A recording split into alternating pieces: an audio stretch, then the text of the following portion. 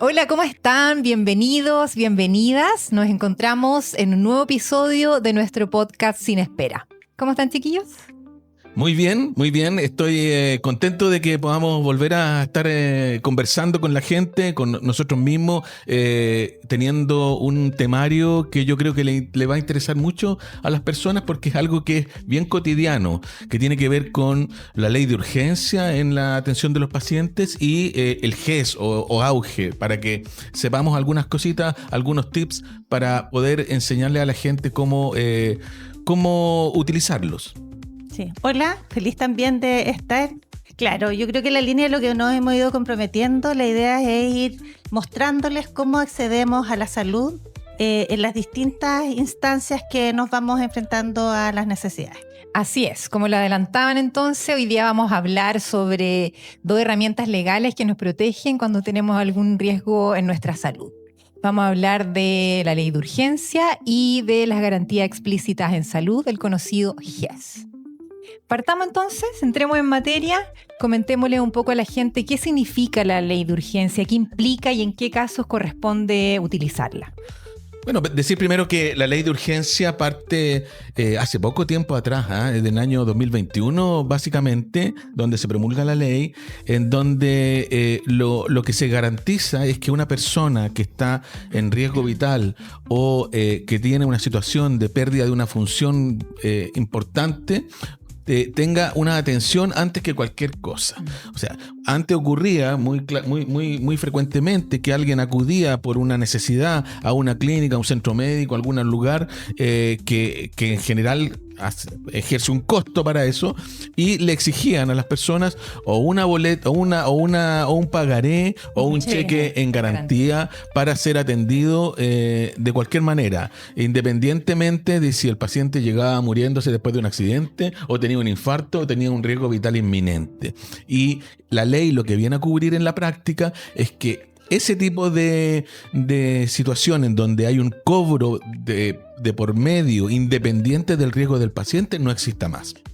O sea, en este caso se prioriza la atención del paciente independiente de cuál es su previsión, su previsión, cómo pagar, si es ISAPRE, sí, si es FONASA y dónde fue, porque podría ser, ¿cierto? Claro, si uno dice, bueno, si es FONASA que vaya a una institución pública, pero podría ser que esto te ocurrió, ¿cierto? Una cosa grave al lado de una clínica en Santiago y tú no vas a perder tiempo en trasladarte 30, 40 minutos a un centro asistencial público cuando en realidad está en peligro tu vida. Y eso es lo que pretende resguardar la ley de urgencia. Claro, o sea, yo creo que el escenario que se empieza a gestar para que aparezca la ley de urgencia tiene que ver con esta inequidad, que tiene que ver con una capacidad económica. Tenías capacidad económica, tenías un cheque en garantía, te atendías oportunamente y accedías a lo que requerías, y si no, derechamente no.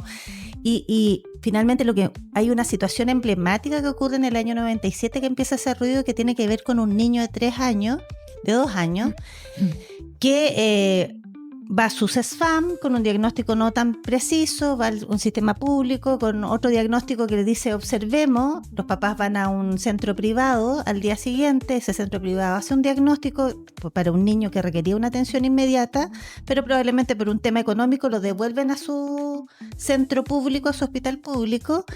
No hay cama y el niño finalmente se hospitaliza tardíamente y muere.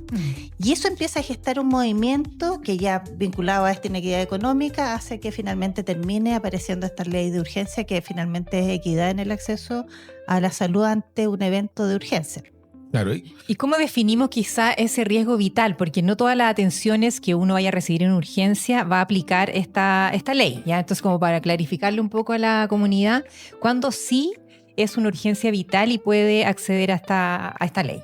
Claro, lo primero es decir que esto es tanto para el sistema público como para el privado. Entonces la gente que es beneficiaria del FONASA, que actualmente son más o menos el 85% de la población, y el 15% más o menos que es beneficiario de ISAPRE, tienen el mismo sistema. En este caso, se atienden en cualquier lugar sin un prestador preferente. No importa, por ejemplo, si es ISAPRE, no importa que ese lugar donde va, ese centro médico, esa clínica a la que va, no está en convenio con la ISAPRE, ISAPRE. Igualmente no pueden exigirle el cheque en garantía, y el que paga inicialmente todo el costo de la atención de urgencia hasta estabilizar al paciente es o el FONASA o la ISAPRE. ¿Ya? Eso es bien importante porque lo paga, sin embargo, lo paga no sin tener un costo, no con costo cero para los pacientes. Existe una forma de devolución, porque en la práctica se genera un préstamo, ya sea del FONASA o de la ISAPRE, para estas atenciones. ¿Cuál es la gracia de esta ley? Es que este préstamo, en las cuotas que debería pagarse, no puede pagarse más del 5% de los ingresos de ese paciente. Entonces, es una cosa bastante razonable que una atención que podría costar mucho dinero, igualmente podría ser cancelada de manera muy paulatina con este préstamo, que en la práctica sería como, entre comillas, un préstamo blando. ¿Ya? O sea, eso es lo que ocurre. Ahora, ¿quién define si el paciente está en un riesgo vital o no? Es el médico. El médico que recibe en esa unidad de emergencia, ya sea en una clínica o en una institución pública, define si hay riesgo vital. Y no solo riesgo vital, también el riesgo de una incapacidad permanente, por ejemplo, para el paciente. También eso, una secuela grave que pudiese incapacitar permanentemente. No sé, estamos hablando de tener una hemiplegia, una paraplegia, cosas de esas, amputaciones, ese tipo de cosas traumáticas. El accidente cerebrovascular es un buen ejemplo. Muy buen ejemplo, claro, que un accidente cerebrovascular podría no tener en su inicio un riesgo vital, pero sí de claramente dejar consecuencias graves. Claro, también. Secuela, incapacidad. Entonces, incapacidad motora, incapacidad neurológica. Entonces, eso lo tiene que definir el médico que está de turno en ese momento. Hay un formulario cual tiene que llenar y lo define como, efectivamente, porque hay una cosa legal ahí, y lo define como un paciente que está en riesgo vital. ¿Cuánto tiempo va a permanecer ese paciente en esa clínica hasta que algún otro médico, ya sea el mismo u otros del equipo tratante, definan que el paciente se estabilizó y está en condiciones de trasladarse a sus prestadores o a su red pública o a su prestador privado que corresponde? Hasta ahí operaría la ley de urgencia. Hasta ahí opera la ley de urgencia. A estabilizar al paciente. Ya. Sí, acá lo importante es que la gente entienda cuál es la ganancia que existe esta ley de urgencia. Si yo soy de aquí del Valle de la Concagua, soy ISAPRE, obviamente nuestro prestador de la ISAPRE lo define la ISAPRE, no sé, es una clínica en Santiago o en Viña, porque no tenemos clínica, podría ser la Río Blanco para algunas cosas, pero a pesar de que mi prestador, que la ISAPRE es mi prestador preferencial, está en otro lugar, yo puedo acceder al hospital más cercano nuestro, ¿cierto? Ingreso como ISAPRE ahí, determinan qué es ley de urgencia. Si mi diagnóstico es GES, se hace una notificación a la superintendencia, un trámite administrativo, y mi ISAPRE empieza a buscar un prestador que me rescate. Eso va a ser una vez que yo esté estabilizado. El hospital al que yo fui me estabiliza, me hospitaliza y mi ISAPRE me rescata. Si es no GES, lo mismo, ¿cierto? Le ingresan al hospital que corresponde y después su ISAPRE lo rescata y le terminan de dar las prestaciones. Para el paciente que es FONASA, la ganancia de la ley de urgencia aquí en el Valle de la Concagua es que si yo ingreso por un diagnóstico grave, ¿cierto?, que tengo riesgo de muerte o de secuela funcional grave, ingreso, y si alguno de los hospitales no tiene capacidad de resolver mi problema de salud, porque no sé, no hay un especialista X o no tenemos capacidad de hacer esa intervención, ahí también el hospital para mí como FONASA declara la ley de urgencia y se me busca un prestador que me va a resolver esa prestación. Entonces en Aconcagua es muy importante porque efectivamente hay ciertas especialidades en que no tenemos total capacidad de resolver rápidamente y entonces sí podemos sacar a estos pacientes a un segundo prestador. Sí. Esa es la ganancia que tiene para nosotros en el Valle. Sí, yo quiero comentar ahí que ese es un agregado reciente de la ley de urgencia que está todavía en proceso de modificación en el ministerio, porque efectivamente uno dice, a ver, si yo soy... tengo un dolor en el pecho y vivo en Rinconada, ¿cierto? O vivo en Calle Larga y tengo un dolor en el pecho. ¿Podría yo, por ejemplo, en vez de trasladarme al hospital, intentar trasladarme a una clínica, por ejemplo, eventualmente, y ver si tengo posibilidad de ley de urgencia, podría ser. Podría ser, ¿ya? Podría ser porque, sobre todo si uno considera que hay ciertas cosas en las cuales acá no le van a hacer una atención, la atención completa. ¿Por qué? Porque podría ser que acá no tuvieran todo el equipamiento ni el profesional necesario para eso. Entonces, efectivamente esto ocurre y ocurre más o menos frecuentemente. Si uno anda en Santiago, una persona que es FONASA, que es de acá, anda en Santiago y le ocurre algo, podría perfectamente ir a una clínica y va a operar la ley de urgencia si es que está en riesgo vital. El problema se genera en que hay una cantidad de recursos involucrados que no es menor y por lo tanto, por eso que uno ve que el ministerio y los servicios de salud en general no definen tan claramente esta situación así como oiga, vaya a la ley de urgencia, ocupe la ley de urgencia, porque efectivamente cuando va una persona a hacerse por ejemplo, un accidente cerebrovascular y va a ocupar la ley de urgencia, le van a hacer todo y absolutamente todo lo que está disponible para esa clínica, porque sabe que esa clínica sabe que todo se lo van a pagar. Se lo va a pagar el FONASA en primera instancia y a modo de préstamo el prestador, el paciente va a ir pagando en cuotas muy, muy razonables después.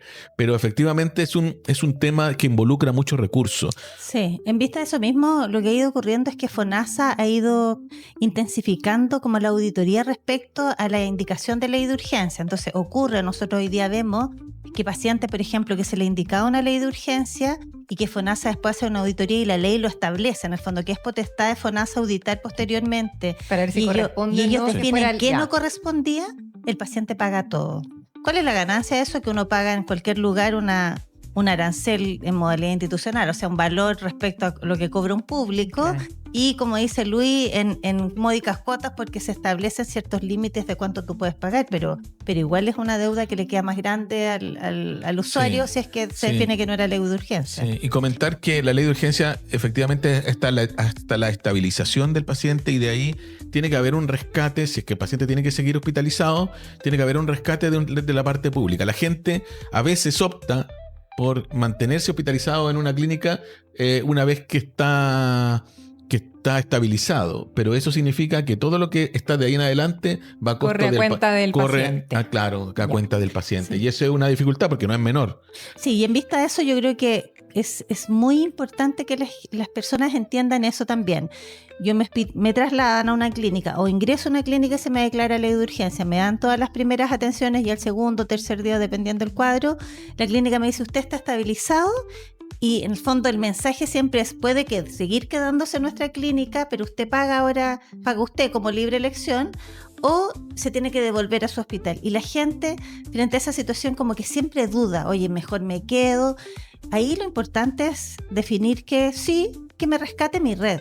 Porque bueno, hay un tránsito de horas o días respecto a que ocurre el rescate, pero efectivamente cuando la clínica establece que el paciente está estabilizado y está en condiciones de que vuelvan a su red y no asumen un costo que desde que se declara la estabilización es muy alto, porque ahí la clínica cobra directo al paciente y en el valor que tiene una clínica y no el valor que tiene el sistema público. ¿Y ese rescate se hace de forma inmediata?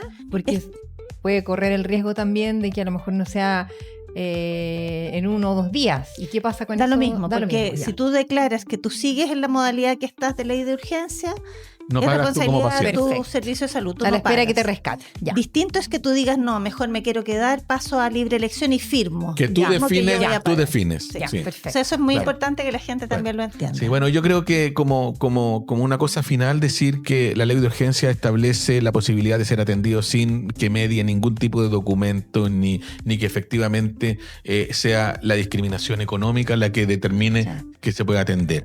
Eso es una cosa que es una ganancia. Lo que yo creo que es importante establecer que en algunos lugares como el nuestro, y eso se está agregando ahora, está en proceso es que efectivamente si nosotros no tenemos, por ejemplo, el cómo hacer la resolución de una trombectomía, que es sacar un coágulo del cerebro cuando uno tiene, ¿ya? que efectivamente pueda ser derivado a una clínica donde lo puedan hacer y que eso sea ley de urgencia. Entonces es como en una segunda instancia eso, porque la primera atención es en el hospital y la segunda atención sería en derivado una en otro clínica, centro pero que tenga derivada por la ley de de urgencia, hasta que ese paciente se le haga el procedimiento y se estabilice. Finalmente es garantizar el acceso a todas las personas sin discriminación. Exactamente. Perfecto. Sin discriminación económica. Exacto. Que hasta ahora sí la hay en la mayoría de los casos, salvo en la urgencia vital. Ya. Garantía explícitas en salud. Tenemos cerca de 87 patologías cubiertas por el GES. 90 a partir de Ya. diciembre, sí. 90 patologías. Contarle un poquito quizás a la gente cómo funciona. Esto también garantiza plazo, protección financiera, calidad en la atención en estas patologías que está cubierta por el GES. ¿Cómo opera? ¿Cómo funciona en la práctica? ¿Es solamente, por ejemplo, si yo me atiendo en el servicio público y me señalan que mi patología está cubierta por el GES? ¿O podría ser también detectado quizá en una consulta particular, no sé, en alguna clínica? ¿Explicarle cómo funciona esto un poco a la comunidad? Bueno, el GES, que la población lo conoce, yo creo que bastante bien, son muchos años que en el fondo que el GES está vigente en nuestro país desde el año 2005. Se han ido incorporando paulatinamente problemas de salud diversos, de distintos tipos de patología. Lo que hace hoy día es garantizar un acceso en tiempo, en el fondo que garantiza ciertos días para recibir ciertas prestaciones. El GES es tanto, la ley cubre pacientes FONASA e ISAPRE. Los pacientes FONASA se atienden en el sistema público de salud y ahí se le da cobertura a su garantía, y los ISAPRE en los centros que su ISAPRE tiene definido para Como en convenio. cada diagnóstico. No es Ya. que tal clínica todos los GES. Asma en esta clínica puede ser, gran quemado en esta otra. Su ISAPRE lo define muy claramente y eso hay que conocerlo también, las personas que son ISAPRE, ¿ya? Entonces, en el sistema público, la vía de acceso es atención primaria. Uno tiene que estar inscrito en su atención primaria y la atención primaria sospecha o diagnostica un problema de salud y empieza a correr toda una red de derivación que establece atenciones en las mismas atenciones primarias o derivaciones a nivel de especialidad, ¿ya? ¿Qué pasa a un paciente FONASA que está en un prestador privado, en una consulta médica y le diagnostican una diabetes mellitus que está garantizada y que lo cubre fármacos y exámenes? El médico privado lo que tiene que hacer es un documento que se llama constancia GES, con el que certifica que está diagnosticando este problema de salud, y con eso ellos acceden a su CESFAM y a través del CESFAM a toda la red pública donde se le entregan las prestaciones. Esa en el fondo es la vía que ocurre, ¿no? Sí. Yo quería decir un par de palabras con respecto al inicio del GES. El inicio del GES parte en el gobierno de Ricardo Lagos por el doctor Sandoval, quien es el gestor de esta política de salud. La ministra en esa oportunidad era Michelle Bachelet. Y la verdad es que es una de las políticas de salud más exitosas que se han incorporado en los últimos años. ¿Cuál es el problema? El problema es que la cantidad de patologías que inicialmente estaban cubiertas desde el punto de vista financiero fueron agregándose por diferentes motivos, y no solo sanitarios, sino que también se fueron agregando por presión social, por importancia de esto, de lo otro, por razones también políticas. Y la verdad es que nos encontramos con 90 patologías con cobertura GES que no se puede lograr la cobertura 100% desde el punto de vista financiero. ¿Por qué? Porque significa un presupuesto enorme para la cantidad de patología. Decir que el GES tiene garantizado el acceso, o sea, el acceso, que la mayoría de las atenciones de la salud pública es a nivel del CESFAM, pero también puede ser el acceso en algunas patologías que van directo al hospitalizado, que parten por urgencia, ¿cierto? Como el infarto, el accidente cerebrovascular y otros. Lo otro que tiene garantizado es la oportunidad de atención. Es decir, si a mí me diagnostican, por ejemplo, que tengo la posibilidad de tener un marcapaso, desde la atención primaria a la atención secundaria no puede ocurrir más de un tiempo más de un mes antes de que el paciente sea visto Por el especialista. por el especialista, que va a determinar si sí o si no requiere de marcapaso. Ya. Y cuando el especialista dice sí, requiere de un marcapaso, no puede ocurrir más de un mes de espera para que se le instale un marcapaso. Esa es la garantía de oportunidad. Entonces, eso es realmente muy importante, porque hay gente que esperaba antes eternamente algunas atenciones. Ahora esas cosas están bastante definidas. En algunas la gente cree que, además, el problema es que, bueno, esa es la garantía de oportunidad. Y después viene la garantía, financiera. la protección financiera, ¿cierto? Entonces, ¿cuál es el problema? El problema, por ejemplo, es que hay algunas patologías, como el infarto agudo miocardio, que si bien es cierto, está en el GES, no todo lo que se hace en el infarto está cubierto financieramente por el programa GES. Entonces, en este momento nos encontramos con una paradoja, que cuando está cubierto una cosa que se llama la trombolisis del infarto agudo miocardio, que es dar un medicamento que lo que hace es disolver el coágulo que se está produciendo el infarto. Pero no tiene eso está garantizado, y garantizado económicamente, financieramente, pero no, lo que no tiene garantizado es el examen posterior, que es la coronariografía y el eventual angioplastía o destape de las arterias por este procedimiento. Entonces, lo que uno quiere lograr es que efectivamente, entonces no lo tiene todo. Entonces, es como tener la hipertensión, sí, pero no están todos los fármacos que uno quiere, no están todos. Si tiene el infarto, pero no están todos los tratamientos garantizados económicamente. Entonces ahí es donde está la dificultad, porque la gente dice, pero si esto está en el GES, sí, pero no lo tiene todo garantizado. Entonces se le genera una situación de decir, bueno, pero si está en el GES y no me dan esto, ¿pero cómo? Entonces tienen razón. O sea, yo creo que hay que ir trabajando, y eso es lo que se está tratando de hacer, para que las coberturas que sea financiera, la cobertura financiera sea para todo lo que en todos los lugares se hace. No puede ser distinto para una persona que tiene un infarto en Aconcagua que para una persona que tiene un infarto ahí en Ñuñoa, o que tiene un infarto en Providencia o en alguna zona de Santiago, porque esas personas tienen acceso a cosas que nosotros no tenemos. Sí. Entonces, eso es lo que uno tiene que buscar, que se equipare la cancha y que tengamos un poquito más de equidad en el tratamiento para la gente. Entonces, Sí, yo creo que tiene que ver con cobertura financiera, porque efectivamente cuando nace la ley, nace con como una muy buena idea de equidad, pero claro, no tuvo el sustento financiero, y después los énfasis de cada gobierno también van impidiendo que se ponga el presupuesto donde tiene que estar. Pero también tiene que ver con que nuestro hospital no ha logrado tener un desarrollo que es el esperable para que todo el país tenga el mismo acceso, porque no solo es lo financiero, es que tú tengas los especialistas en el lugar, tengas el equipamiento. Entonces, claro, yo creo que hemos ido transitando, al menos en nuestra red, lo que uno va planteándole a los equipos clínicos y a los equipos de los hospitales, es que aquello que no está garantizado tenemos que igual darle algún nivel de cobertura.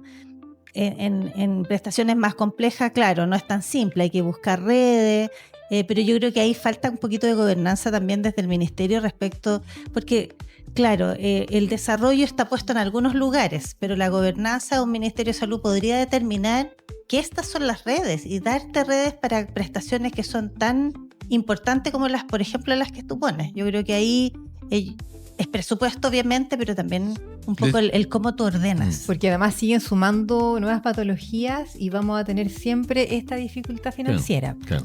Ahora, ¿qué quiere decir la protección financiera? Así como en grosso modo, es que el copago, ya sea de un paciente que es ISAPRE o sea FONASA, no puede ser mayor del 20% del costo.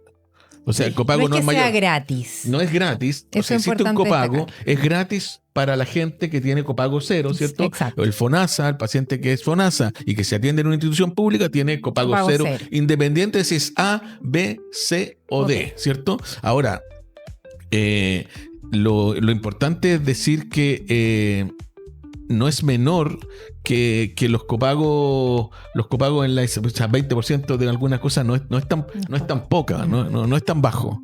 Es importante la definición de la protección financiera, principalmente para el paciente ISAPRE. La ley tiene harto detalle, principalmente para ese grupo de pacientes, para establecer ciertas normas de cómo las ISAPRE en el fondo van funcionando y cubriendo a sus usuarios, porque si queda cualquier laguna o algo no especificado, en el fondo no está puesto y el prestador privado no lo entrega. Existe, claro. Por suerte para FONASA, con la incorporación del copago cero, ¿cierto?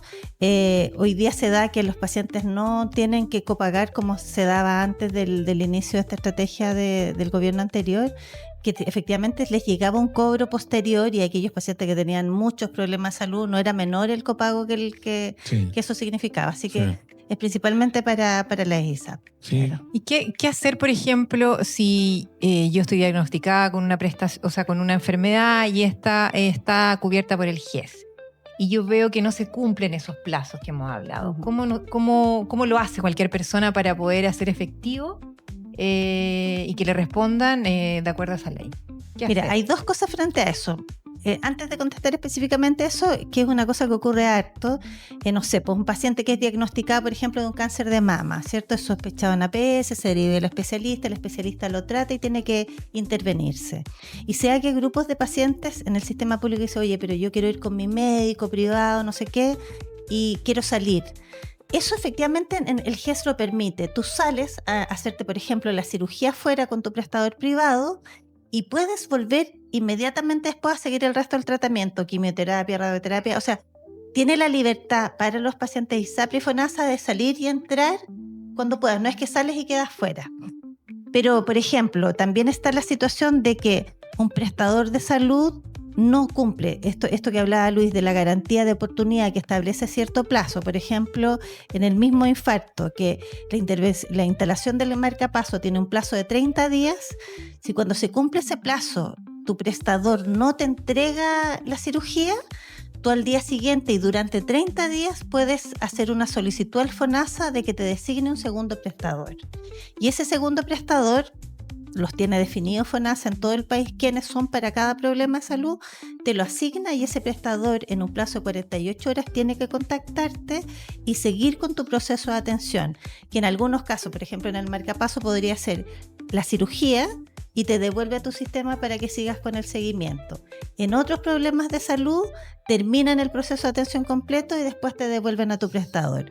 Entonces es muy importante entender cuando a uno la constancia GES, que es un proceso administrativo que hacen, yo diría que ya todos los equipos públicos y privados te dicen, mire, usted le informo que tiene un problema de salud GES, yo tengo que informarme de qué implica que tenga ese problema de salud, ir a buscar qué me garantiza, cuántos son los plazos, cuánto parte mi plazo y cuánto se me vence.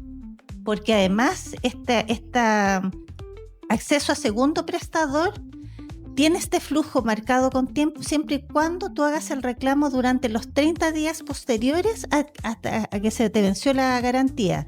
Si vas el día 31, puedes pedir el segundo prestador, pero ya no hay una obligación de cumplir con este plazo 48 horas y etc. Perfecto. ¿Ya? Sí. Solo decir que a pesar de ser una política tan importante, tiene muchas falencias todavía porque falla mucho, sobre todo por ejemplo, en el caso nuestro, en provincia, los prestadores de ISAPRE, los prestadores designados de la ISAPRE, yo tengo muchos pacientes que son hipertensos, ¿cierto? La hipertensión está garantizada y resulta que los prestadores en convenio de la ISAPRE no están acá. Sí, exacto. Entonces, un paciente que es hipertenso, que quiere ser atendido, que le tienen que dar sus medicamentos y todo, tiene que ir o a Viña o tiene que ir a Santiago. Entonces son estos vacíos legales de los que se agarran los seguros de salud para no ejercer como es debido, con la protección que se requiere, porque aquí el que tendría que estar a la vista es el paciente y no la conveniencia del seguro de salud, en este caso de la ISAPRE. Entonces, yo creo que falta mucho en cuanto a abordar. Hay países en los que prácticamente todas las patologías son GES, ¿cierto? Por lo tanto, todos tienen una posibilidad de seguimiento desde la promoción, la prevención hasta la rehabilitación. Y eso es lo que uno debería tratar de lograr. Aspirar como país. Aspirar como país. En ese sentido, por ejemplo, nosotros acá, tú decía muy bien, Claudia, el ministerio no es capaz muchas veces de otorgar redes para lugares como nosotros. Resulta que el ministerio habitualmente piensa que En Santiago es las Chile. grandes ciudades, sí, po. Y que las grandes ciudades están todos los prestadores. Y deja de lado la gran cantidad de gente que vive en provincia y que no tiene el acceso que tiene a la salud de primera categoría como lo tienen en otros lugares. Entonces costó tanto poder instalar un equipo y todavía no tenemos un equipo con las características suficientes para hacer, por ejemplo, coronariografía en el Hospital San Camilo. Entonces, la mirada que tiene que tener el ministerio es decir, hay ciertas patologías que son tiempo dependientes, que son tan importantes que las tengo que tener en todos los lugares. En Arica, en Iquique, en Copiapó, en Antofagasta, en todos los lugares. En Aconcagua. No puede ser que una persona de Aconcagua, una persona de aquí, de Quebra Herrera, de Putaendo, no tenga la misma posibilidad de salvarse que una persona que vive en la zona oriente de Santiago. Sí, otra cosa importante a mencionar respecto a lo que le falta a la ley es que efectivamente esta ley dejó fuera en su origen a las Fuerzas Armadas. Entonces ellos, que no es la suerte que corrieron respecto al sistema de pensiones, porque ahí finalmente fueron muy beneficiados, ¿cierto? Pero en esto es muy lamentable ver usuarios de nuestra red o vecinos nuestros en el fondo del Valle de la Aconcagua que no tienen acceso al GES porque no quedaron incorporados y entonces tienen que ir a sus prestadores, que también les ocurre aquí en Aconcagua, que no están acá, sino que o van a Santiago o van a Valparaíso, Viña, y entonces el acceso es muy limitado el que tienen. Entonces, para prestaciones básicas, una diabetes, una hipertensión, cobertura de medicamentos, exámenes, tampoco yo creo que vale tanto la pena ir y venir acá a control porque...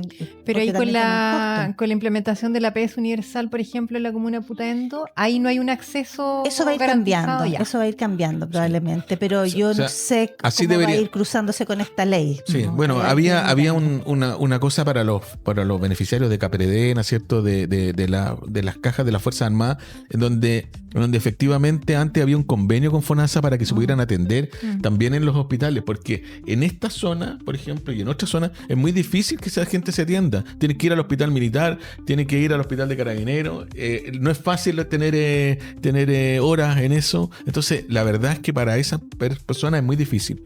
Y los que viven acá. Y lo mismo le pasa con la ley de urgencia, tampoco están insertos en la ley de urgencia, y de hecho, lo que les ocurre es que ellos pagan y después su prestador les reembolsa. Pero igual tienes que tener... Claro, ahora eso para la gente de acá, porque para la gente que vive cercano a los hospitales institucionales, los hospitales institucionales de las Fuerzas Armadas tienen de todo, absolutamente de todo. Sí, importante reforzar, Claudita, lo que tú decías de informarse respecto a esto. Hay una corresponsabilidad también de las personas porque no todas las prestaciones van a tener los mismos tiempos, la misma protección financiera quizá, entonces es importante informarse respecto a eso. Sí, ahí yo quiero contarles, para los que usan más tecnología, hay una app que ustedes pueden bajar a su teléfono, cualquier marca de teléfono, que se llama Auge.